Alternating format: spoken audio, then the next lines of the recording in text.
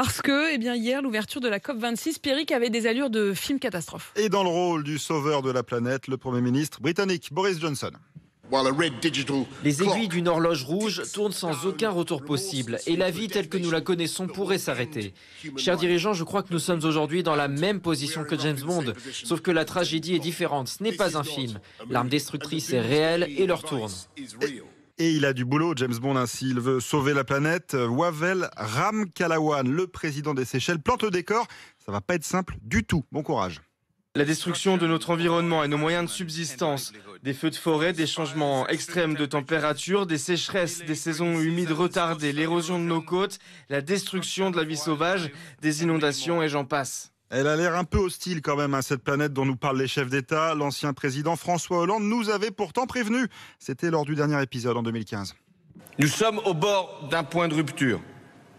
Paris doit être le départ d'une profonde mutation.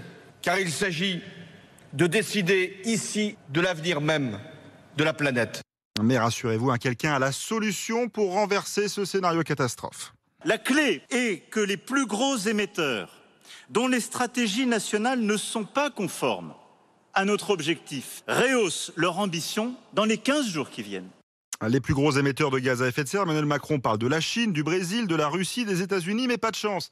Xi Jinping n'est pas là, Jair Bolsonaro n'est pas là, Vladimir Poutine non plus. Ils avaient tous envoyé un mot d'excuse.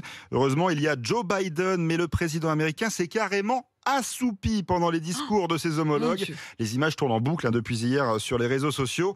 On serait tenté de lui pardonner, à vrai dire. Vraiment trop de blabla, on s'ennuie.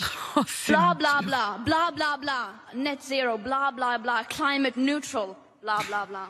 Zéro émission, blablabla, neutralité carbone, blablabla. Vous avez reconnu Greta Thunberg qui ne sait vraiment plus comment nous faire comprendre que le dérèglement climatique, ce n'est pas une fiction.